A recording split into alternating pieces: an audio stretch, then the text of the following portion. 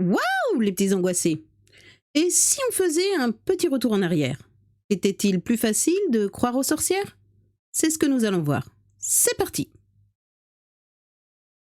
1938, Corbello, un village perdu au milieu des monts Lumpini, dans l'Italie centrale. Rome n'est qu'à 50 km au nord, mais cela ne veut rien dire. Rome est à des heures de voyage, la route s'arrête au pied des montagnes. Le reste du parcours, il faut le faire à pied ou à dos de mulet, et ce n'est pas toujours commode. Et Rome est plus loin que cela encore. Rome est à des siècles, tandis qu'en cette année 1938, la capitale italienne retentit des défilés militaires et des discours tonitruants de Mussolini, Corbello continue à vivre au Moyen-Âge. Le Moyen-Âge des sorciers et des sorcières, des sorts et des envoûtements. Le Moyen-Âge avec tout ce que cela comporte de sauvagerie et parfois d'horreur. La ferme d'Umberto Signorelli, un des cultivateurs les plus aisés du village, ressemble un peu à un château fort. Des murs épais, des fenêtres étroites, afin de se protéger du soleil pendant les mois de canicule et du froid glacial qui règne tout l'hiver. Le maître des lieux a la quarantaine, il est respecté au village. À Corbello, les positions sociales sont établies depuis toujours. Elles concernent les familles et non les individus. Chacun est à sa place, bien précise, dans cette petite société figée. À Corbello, on vit au ralenti, au rythme des saisons et des tâches agricoles. Il ne se passe rien, ou presque, et le moindre événement prend des allures sensationnelles. Et justement, le 24 avril 1938, un événement se produit. Umberto Signorelli vient de perdre sa femme Rosanna, une mort brutale, inexplicable. Rosanna, si forte et si vaillante, qui travaillait au champ la veille, a été emportée en une seule journée. À midi, elle s'est plainte d'une forte fièvre. Son mari a fait venir le médecin du bourg voisin. Quand il est arrivé, en fin d'après-midi, elle était morte. Il a diagnostiqué une pneumonie foudroyante. Mais que veut dire la vie d'un médecin à Corbello? D'ailleurs, il n'y a que les gens aisés comme les Signorelli qui font appel aux médecins. Les autres se contentent du vétérinaire ou, plus souvent, du sorcier. Dès la mort de Madame Signorelli, les conversations vont bon train à Corbello. La pauvre, c'est la mauvaise mort, elle a été envoûtée. Vous savez ce qu'on m'a dit? Il paraît que le jour du drame, on a retrouvé 3 crapauds morts devant sa porte. Et les paysans de conclure: on ne va pas tarder à connaître celle qui a fait ça. On va la voir arriver, prendre sa place. Oui, celle qui a fait ça, car pour les villageois de Corbello, l'auteur de l'envoûtement mortel ne peut être qu'une femme. Pourquoi? C'est impossible à expliquer. Ce sont des certitudes qui remontent aussi loin que la mémoire collective. Umberto Signorelli aurait fort bien pu empoisonner sa femme, mais pas un instant ses compatriotes ne le soupçonnent. Dans la mentalité immuable qui règne à Corbello, Umberto ne figure pas au nombre des personnes dangereuses. Ce n'est pas un sorcier. Il n'a pas le mauvais œil. D'ailleurs, la mort de sa femme a eu lieu un jour de pleine lune. Ça, c'est une preuve. C'est bien une autre femme qui est coupable. Le veuf, accompagné de ses fils, Amedeo, 15 ans, et Fulvio, 9 ans, suit le cercueil de sa femme à l'église et au cimetière. Tout le village est là. Et pendant la cérémonie, ce sont les mêmes chuchotements. Bientôt l'envoûteuse va revenir. 3 ans passent. Nous sommes en 1941. L'Italie est en guerre. Les communications sont encore plus difficiles avec le reste du pays. Le village de Corbello se ramasse un peu plus sur lui-même. Son Moyen-Âge se fait plus profond. Corbello, dans le pays désorganisé, est totalement livré à lui-même et abandonné à ses instincts les plus primitifs. C'est au mois de décembre 1941 qu'Umberto Signorelli arrive sur la place du village tenant les rênes de sa carriole. À ses côtés, une jeune femme qu'il présente d'un ton joyeux à ceux qui sont là. « Voici Pia, ma future femme. Nous allons nous marier. » Les villageois de Corbello dévisagent l'arrivante et échangent entre eux des regards significatifs. Pas de doute, c'est bien elle, c'est la sorcière. Il va enfin se passer quelque chose à Corbello, car Pia a tout d'une sorcière. Les habitants de Corbello qui se trouvent autour d'elle ne peuvent s'y tromper. Son aspect physique d'abord. Elle est jeune, elle doit avoir aux environs de 25 ans, elle est belle, mais de la beauté du diable. Brune, assez forte, le teint éclatant, et elle est pulpeuse, provocante. Et puis d'autres informations arrivent à son sujet. Elle vient de Biagio, un village à 10 km de là. 10 km, c'est beaucoup dans la montagne. La nouvelle venue est une étrangère. Et comble de l'horreur, elle n'est pas seule à gagner la ferme Signorelli. Un enfant l'accompagne, une petite fille. La rumeur va vite. On apprend bientôt que Pia n'a jamais été mariée, que le père de son enfant est inconnu. Une étrangère, une fille mère, une femme aux allures impudiques qui étale sans complexe les charmes de la nature. Ah oui, c'est bien une sorcière. C'est bien elle qui a lancé le sort dont est morte Rosanna. Maintenant qu'elle va régner sur le domaine, on plaint la pauvre famille Signorelli. Le malheur est proche. S'ils en voulaient une confirmation, les habitants de Corbello l'ont dès le mariage. Pia est resplendissante. Elle a l'air de s'amuser des manifestations de désapprobation qu'elle suscite autour d'elle. Et soudain, alors qu'au bras de son futur époux, elle monte les marches de l'église, on voit arriver Amedeo, le fils aîné, un couteau à la main. Il campe devant elle, brandit son arme et lui crie « Enlève ton collier, c'est celui de ma mère, t'as pas le droit de le porter. Tu es une mauvaise femme, tu es une sorcière. » Pia, un peu surprise, détache son collier et le lui tend. L'adolescent s'en empare et s'enfuit en courant. Tous ceux qui ont assisté à la scène ont remarqué aussi que son frère cadet Fulvio, âgé de 12 ans, est resté lui aux côtés de sa future belle-mère et, pendant toute la cérémonie, n'a cessé de la regarder d'un air étrange. Le temps a de nouveau passé.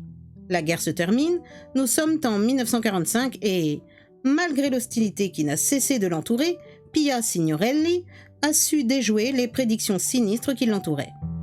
Elle a eu 2 filles d'Umberto. Amedeo, le fils aîné, est parti. Il s'est fixé en Italie du Nord. Fulvio, lui, est toujours là. Pia a maintenant 32 ans. Malgré son début d'embonpoint, elle est sans doute à l'apogée de sa beauté. Une beauté qui a quelque chose d'animal et, en tout cas, de fortement charnel. C'est à ce moment qu'elle se plaint des premiers symptômes d'un mal mystérieux. La nuit, elle ne dort plus. Elle sent que son corps est tantôt brûlant, tantôt glacé. Elle se plaint à son mari. « Umberto, j'ai peur d'être ensorcelée. » Mais Umberto Signorelli ne l'écoute pas. Les histoires de sorcellerie, il est un des seuls au village à ne pas y croire. Il lui répond « Si tu es malade, nous irons voir le médecin. » Mais Pia n'est pas malade. Ou alors c'est d'une autre maladie qu'il s'agit. Les jours passent, les semaines, les mois, et son état ne fait que s'aggraver. Enfin, elle n'y tient plus et déclare à son mari « C'est décidé, demain nous irons voir le sorcier, je suis envoûtée. » Umberto Signorelli a toujours fait ce que lui disait sa femme. Le lendemain, toute la famille prend le chemin de la montagne. Dans la carriole, il y a Pia, Umberto, Fulvio, la fille de Pia et les 2 filles du couple. C'est la tradition, les envoûtements sont des affaires de famille et tous, y compris les enfants, doivent participer à l'exorcisme. Le sorcier, moitié ermite, moitié berger, écoute attentivement Pia. Après quelques minutes de réflexion silencieuse, il lui déclare « Je connais ton mal et son auteur. C'est une femme. Elle est de ta famille. Je connais aussi le remède. Tu n'auras qu'à prendre cette potion tous les soirs. » Et les Signorelli s'en vont rassurés. Pourtant, si le sorcier était sûr de son diagnostic, son remède se révèle inefficace. La potion qu'absorbe Pia tous les soirs n'a pour effet que de la rendre assoupie toute la journée. Elle continue à se plaindre de ses malaises inexplicables. Le mauvais sort n'a pas disparu, il est toujours là. Umberto est inquiet, mais sans plus. Il tente de calmer sa femme par de bonnes paroles. « Ce n'est pas grave, ma colombe. Tu es un peu nerveuse, voilà tout. Cela va s'arranger. » Umberto Signorelli n'est pas psychologue, et encore moins observateur. Sinon, il aurait fait attention au comportement de Fulvio, son fils. Depuis qu'il est revenu de chez le sorcier, il n'est plus lui-même, il a l'air absent. En fait, il ne cesse de penser aux paroles qu'a prononcées le magicien. C'est une femme, elle est de ta famille. Une femme de la famille. Cela ne peut être que sa tante Quintilla. Peut-être. Peu à peu, il se persuade qu'il doit faire quelque chose, puisque personne n'a l'air de vouloir réagir. Dans l'esprit de ce garçon de 16 ans, les choses sont simples. Pourquoi attache-t-il tellement d'importance à l'état de santé de sa belle-mère? Eh bien, parce que c'est sa belle-mère, voilà tout. Parce que, à la différence de son frère aîné, il l'a acceptée dès le premier jour. Oui, pour que Pia retrouve la paix, pour qu'elle soit gaie, qu'elle rie comme avant, il est prêt à tout. Le 6 décembre 1945, il quitte la maison sans rien dire à personne. Il a à la main un gros bâton qui pourrait passer pour une canne de marche, mais qui est un gourdin, capable de tuer. C'est le jour où Quintilla va vendre les poules au marché. Il se pose sur le sentier qui vient de chez elle et il attend. Quand il la voit arriver, juché sur son âne, il lui barre la route et lui crie, en brandissant son arme. « Il faut que je te tue pour délivrer Pia du péché !» Le gourdin s'abat par 2 fois sur la malheureuse qui tombe sur le sol, le crâne fracassé. Ensuite, calmement, Fulvio prend le chemin de la gendarmerie. L'officier des carabiniers, Mazzola, a du mal à croire ce que l'adolescent lui annonce avec une parfaite assurance. « J'ai tué ma tante à coup de gourdin. Elle est sur le chemin de chez elle. » Il répond d'un ton mal assuré. « Mais pourquoi aurais-tu fait une chose pareille ?»« Parce qu'elle avait jeté un sort à Pia. C'est le sorcier qui nous l'a dit. » En se rendant sur le lieu du crime, accompagné du jeune homme et de 2 carabiniers, l'officier Mazzola remue des pensées amères. Toutes ces histoires de sorcellerie, il n'y a jamais cru. Mais il savait bien qu'un jour un drame se produirait. Il le redoutait même par-dessus tout. Car comment va-t-il pouvoir faire son enquête? Comment mener une enquête sur des faits où l'irrationnel a la plus large part? Comment distinguer la vérité dans un crime sorti du Moyen-Âge? Le chef des carabiniers fait la grimace en découvrant la forme gisant sur le chemin. Fulvio n'avait pas menti. La malheureuse a la moitié du crâne emporté. Un assassinat à l'image du pays, primaire et sauvage. Et l'officier Mazzola n'avait pas tort quand il pressentait les pires difficultés pour son enquête. Car à peine la nouvelle est-elle connue que les habitants de Corbello se précipitent à la gendarmerie. Tous disent à peu près la même chose. Ce n'est pas Fulvio qu'il fallait arrêter. Lui, il n'est pas responsable, c'est Pia. Vous voulez dire qu'elle était sa complice? Non, pas sa complice. Elle l'a envoûtée comme les autres. Et en plus, entre eux, il y a autre chose. Et c'est ainsi pendant toute la journée. Les habitants de Corbello défilent dans son bureau pour accuser Pia Signorelli d'envoûtement et d'inceste. Et certains ajoutent même « Arrêtez-la, la sorcière !» ou « On va s'en occuper nous-mêmes !» C'est cette dernière menace qui décide le policier à arrêter la belle-mère du meurtrier. Elle ne sera en sécurité qu'à l'intérieur de la gendarmerie. Sinon, nul ne sait ce qui pourrait se passer. Quand il arrive à la ferme, elle est là qui l'attend. Elle est bouleversée, bien sûr, mais elle semble curieusement soulagée. Fulvio est un brave garçon. C'était bien Quintilla, maintenant le sort a disparu, je le sens. L'officier Mazzola essaie de revenir sur un terrain plus logique. Les gens disent que c'est vous qui l'avez incité au crime. Ça n'est pas vrai, il a fait ça pour moi, mais je ne lui avais rien demandé. Les gens vous accusent aussi d'inceste. Pia Signorelli n'a jamais entendu ce mot. Qu'est-ce que cela veut dire? Cela veut dire que vous couchez avec Fulvio. Alors là, Pia Signorelli éclate en sanglots. Elle jure que c'est une infamie. Les gens l'ont toujours détestée. Ce sont des menteurs ignobles. Le policier l'emmène. Ensemble, ils traversent la foule des habitants de Corbello qui se sont attroupés devant la ferme pour assister à l'événement.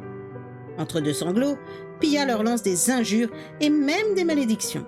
Elle semble vouloir les transpercer de son regard noir. Il faut reconnaître que, si ce n'est pas une sorcière, à ce moment, elle en a tout l'air. L'officier Mazzola n'en apprendra guère plus au cours de son enquête.